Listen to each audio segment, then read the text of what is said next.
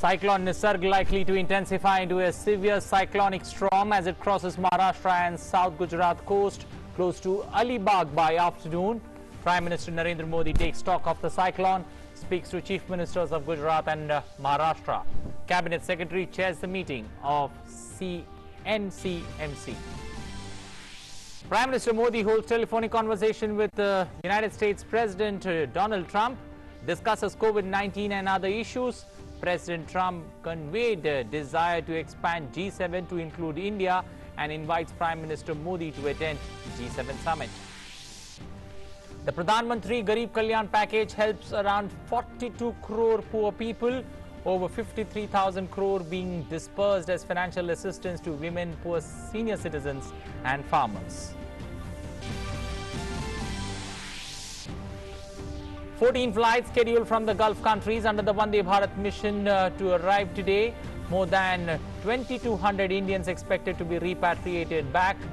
More than 57 lakh passengers transported to their home state in 33 days by 4,155 Shramik special trains. Active cases of COVID-19 in India stand at 1,01,497 with 5,815 fatalities. Over 1 lakh people cured and discharged. And the global COVID numbers continue to rise as over 63,70,000 people worldwide infected. Deaths surpassed 3,80,000 mark, with Brazil death toll past the 31,000 point mark. Good morning. Welcome to English News. I am Anil Thomas. Now for the stories in detail.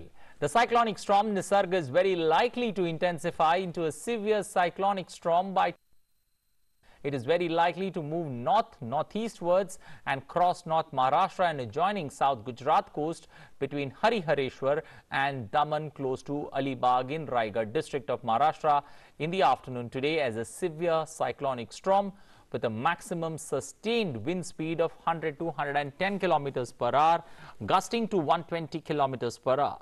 After the landfall, severe cyclonic storm is very likely to maintain its cyclonic storm, intensifying for about 6 hours while moving northeastwards across north-central Maharashtra. The sea condition is very likely to be very rough to high over northeast Arabian Sea along and off South Gujarat coast today. Fishermen are being advised not to venture into the sea today. Major damage is expected to attach to houses, power and communication lines, roads, trees and coastal crops. Union Home Minister Amit Shah has already assured all central help to affected states and asked them to spell out in details the requirements and resources needed to deal with the situation.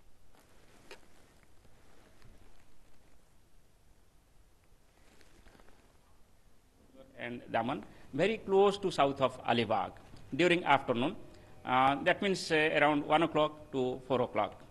So while it will be crossing the coast, it will have the strong wind speed, as I told, 100 to 120 kilometers per hour over especially districts of Raigad, Thane and Mumbai. In addition to that, we can also expect wind speed of about 80 to 90 kmph over Ratnagiri and Sindhudurg districts and also over Palghar district of Maharashtra.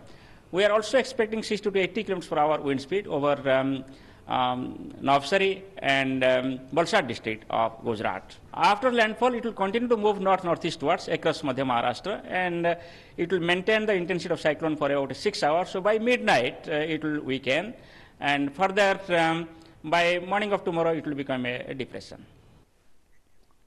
Well, as cyclone Nisarg is expected to make a landfall on the shores of Maharashtra and Gujarat later today, Prime Minister Narendra Modi has spoken to the Chief Minister of Maharashtra, Uddhav Thackeray, Chief Minister of Gujarat, Vijay Rupani, and Administrator of Daman, Diu, Dadra and Nagar Haveli, Praful Patel, regarding the cyclone situation. He assured all possible support and assistance from the centre.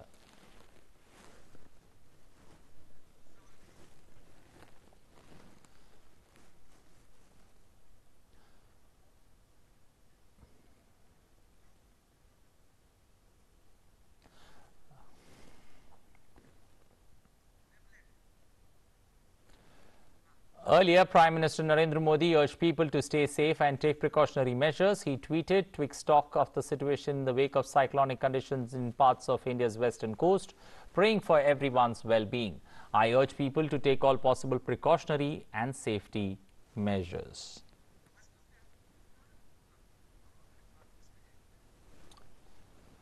Well, for more on the story, we're joined by Tapas joining us this morning. Tapas, what's the latest report of the IMD that's been issued? Is there the cause of concern? Does it increase for the state of Maharashtra and Gujarat, or do you feel that there is some kind of respite that we see in the latest Met report? Anil, I'm afraid there is not much of a respite when it comes to the severe cyclone Nisarga. In fact, we've been told that it is right now moving at around almost 13 kilometers per hour, the whole cyclone, not the wind speed I'm talking about here. And it is right now lays at 130 kilometers away from the main area of Rajya district, where we are expecting that Alibag area, where we are expecting near Alibag the landfall to happen in a couple of hours from now. The expected time of the landfall is 12:30 to 3:30. Tapas, let me just interrupt your thought here for a minute. You know, the breaking news coming in is that severe cyclonic storm Nisarg over East Central Arabian Sea. That's the quick update for our viewers there. Tapas, you were speaking. Go on. Yes, so Anil, it is in fact in the morning, today in the morning around 6 o'clock, it turned into a severe cyclonic storm. Earlier it was just a cyclonic storm, but it turned into a severe cyclonic storm. So that kind of the update that happened from there. Now, as I can tell you that from the Doppler radar established in Maharashtra as well as in Goa, the IMD is tracking the complete movement of the cyclone, and as of now, they say that the eye, or the major part of what you call the main part of the cyclone, the eye can very well be visible, and I've been told that the diameter of the eye of this cyclone Nisarg is nearly 65 to 70 kilometers, and when it will hit, the expected speed of the cyclone will be around 100 to 110 kilometers, gusting to almost 120 kilometers per hour, and almost 400 kilometers of area around the Alibag area. From there, 400 kilometer area will be impacted. So two of India's biggest states, financial capital Mumbai, as well as Gujarat, which is another influential state, will have a major impact with this severe cyclone. Anyway, the point that is that the IMD is making is that people should stay inside. All activities, especially near the Palghar Raigad district, has been suspended, making sure that no untoward incident takes place. Indiana train has been pressed into service because of that. Okay, Tapas, since you mentioned, the landfall to be expected somewhere around 12:30. What's the latest update? When does it cross Alibag, the cyclonic storm, and also how far is it from Mumbai? Well, it is. As I was talking about, if I have to tell you that it is right now, the cyclone is right now 170 kilometers away from southwest of Mumbai. So it is right now away, pretty far away from Mumbai, but it is expected, the South Mumbai is expected to bear the brunt of the cyclone, especially. Remember, as I was telling you, the Raigad district, which will have a major impact, is on the southern side. So in that sense, the Alibag part that you are talking about, it is expected that by the evening, the cyclone will move away from that particular area, but the wind speed will not diminish. In fact, the wind speed is expected to only come down later half of the day. Then it will be in the region of 80 to 90 kilometers, gusting to almost 100 kilometers. So that will only happen by the end of the, basically in the later part of the day. And by tomorrow morning, we will find that the speed of the wind will come down to almost 40 to 50 kilometer.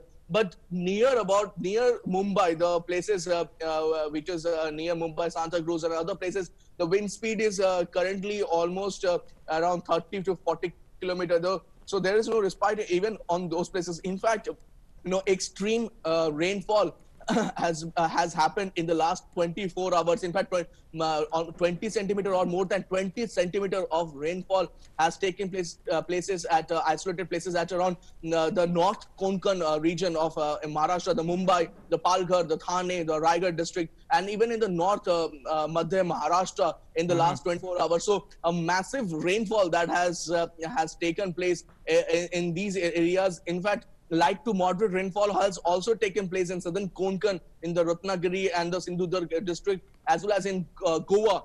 In fact, Goa has surprisingly saw a lot of rainfall activity. Southern Gujarat region, in fact, the Valsad, the Navasari, the Daman and Diu, the Nagar Haveli area, the Surat district will also have light to moderate rainfall as we speak, and it will continue to have that by tomorrow also, Anil. Okay, we'll leave it there. Thank you and appreciate you joining us with those updates. There, a quick update for the people who are watching this. There is a Cyclone Nisarga helpline number that's been created.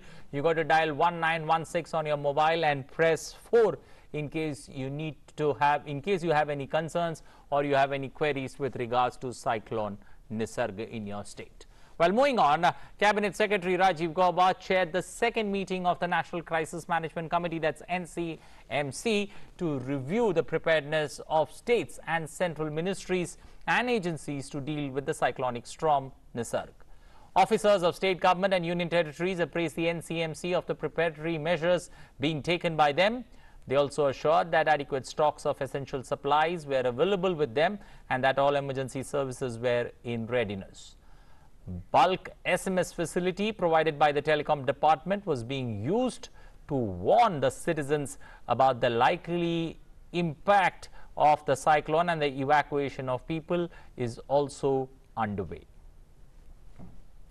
Reviewing the preparedness of the states and central agencies, Cabinet Secretary directed that all necessary measures be taken to complete evacuation of the people from the low-lying areas in the cyclone path and also to ensure the return of all fishermen from the sea.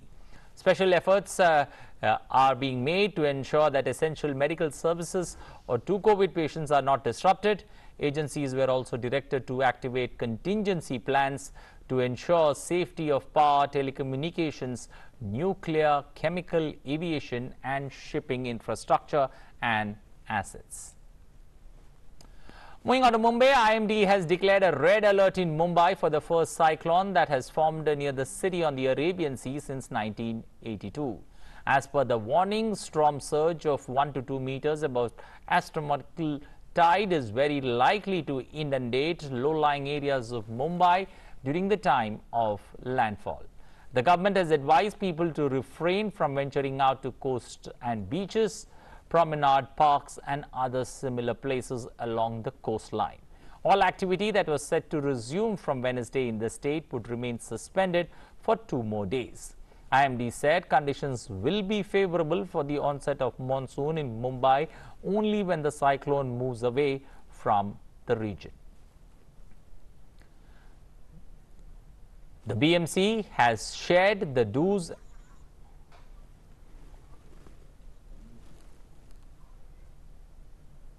3000 आदमी का रुकने के लिए एक Saint मेरी school में व्यवस्था किया गया है और एक केल पांडा का तकरीबन 1000 आदमी को रुकने के लिए व्यवस्था किया गया है।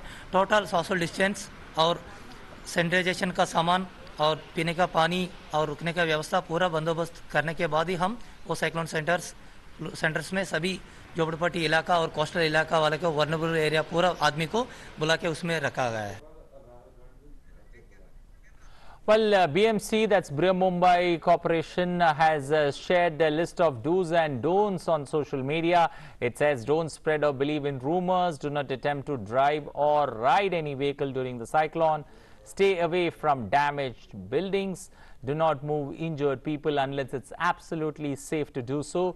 It may cause more harm, and do not allow oil and other flammable substance to spill. Clean them immediately. Well, Shishir Shelar, our correspondent, joining us with more updates on Mumbai. Shishir, red alert in Mumbai. How is Mumbai gearing up, and how is the administration managing COVID-19 on one end and being ready to handle this cyclone that is surging in the Arabian Sea?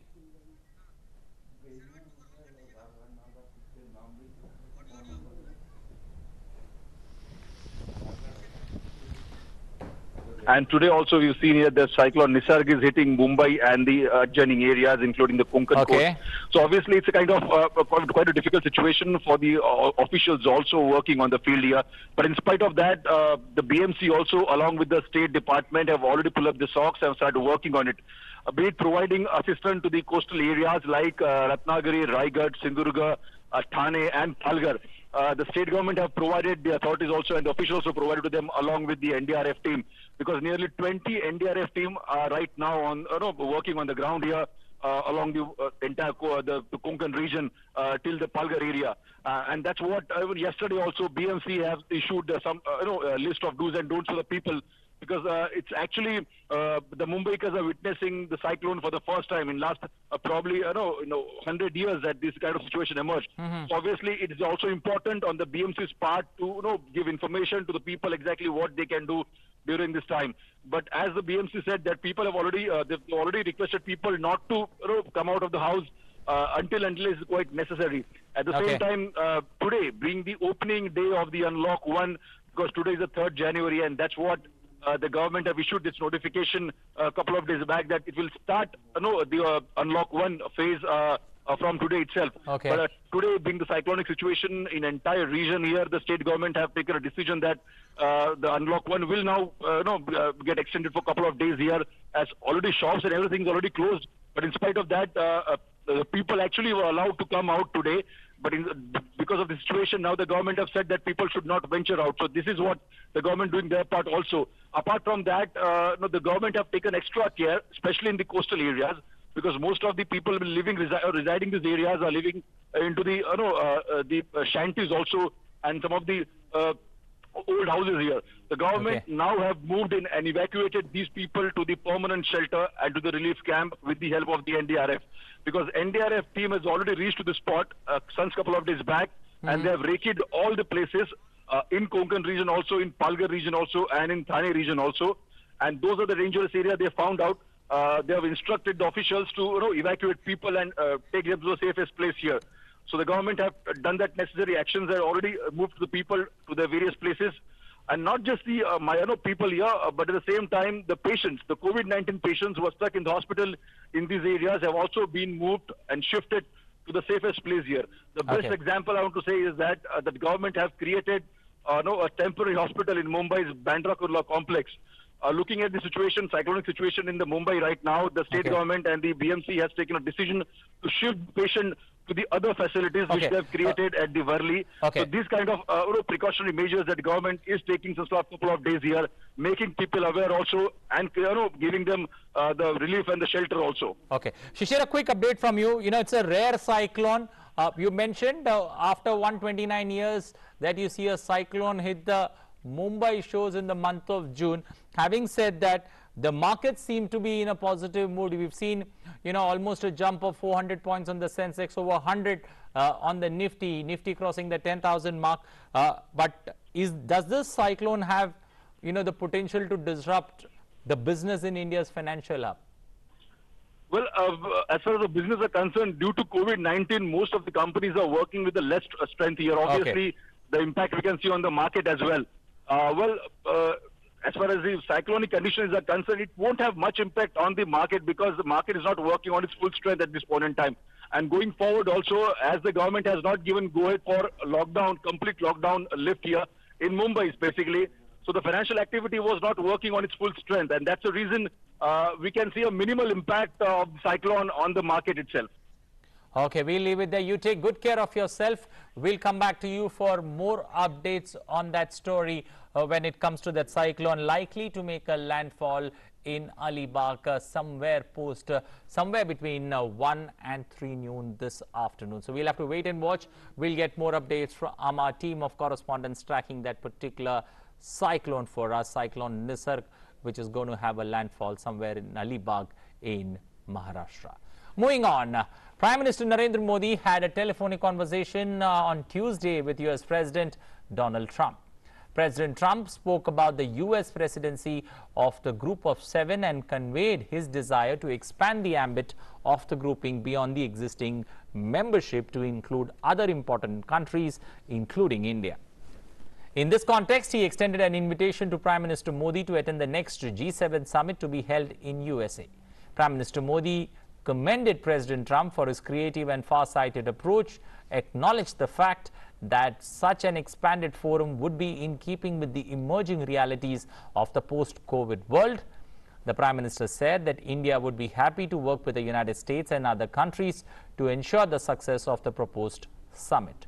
Prime Minister Modi expressed concern regarding the ongoing civil disturbances in the United States and conveyed his best wishes for an early resolution of the situation. The two leaders also exchanged views on other topical issues such as COVID-19, situation of the two countries, the situation on the India-China border, and the need for reforms in the World Health Organization.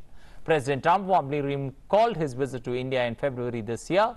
Prime Minister Modi said that the visit had been memorable and historic on many counts and also added new dynamism to the bilateral relationship. The exceptional warmth and candor of the conversation reflected the special nature of the Indo-US ties as well as the friendship and mutual esteem between the two world leaders.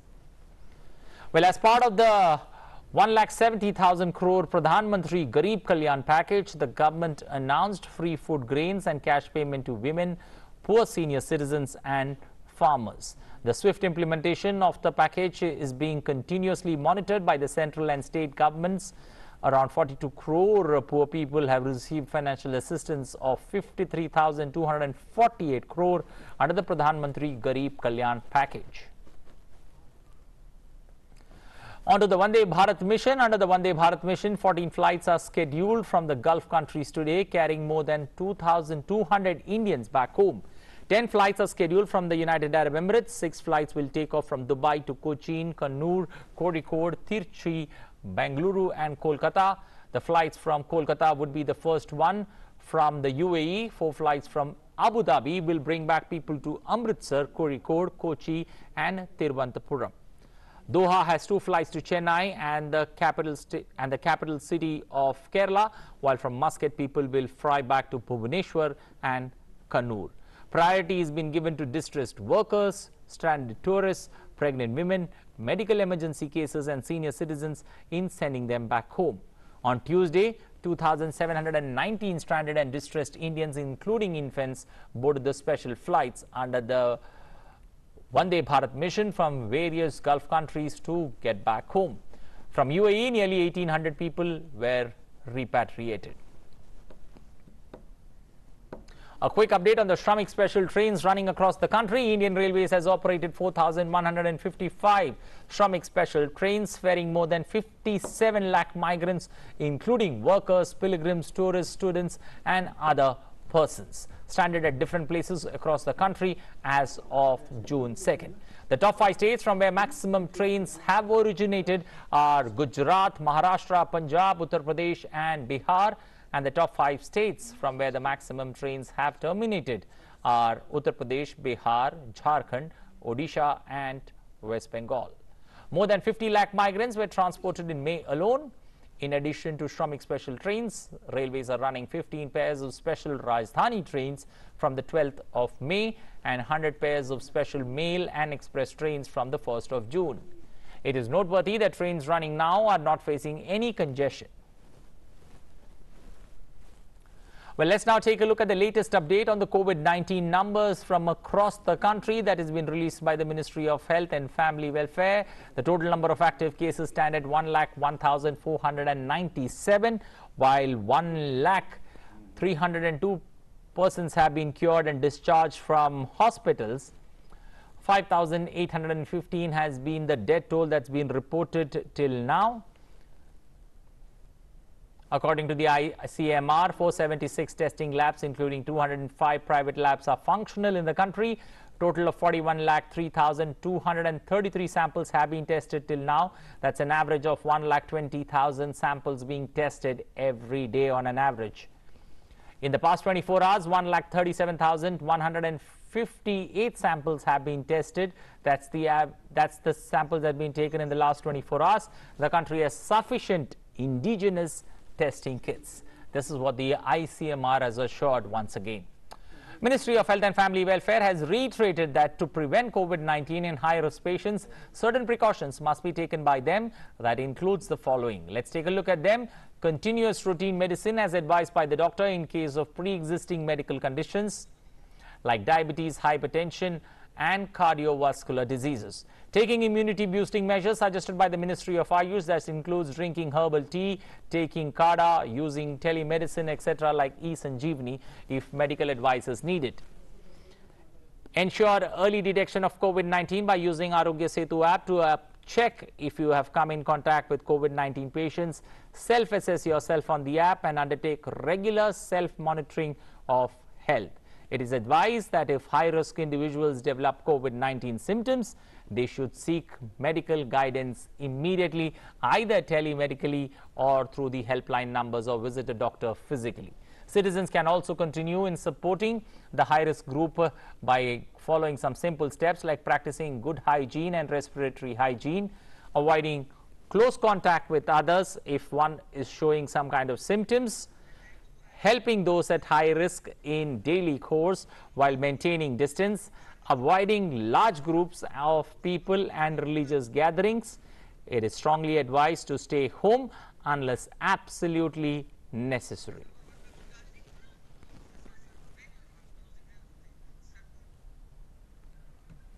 Well, that's all we have time for in this edition of news. But remember to stay safe, stay positive, and believe that we shall overcome. Bye for now. Take care.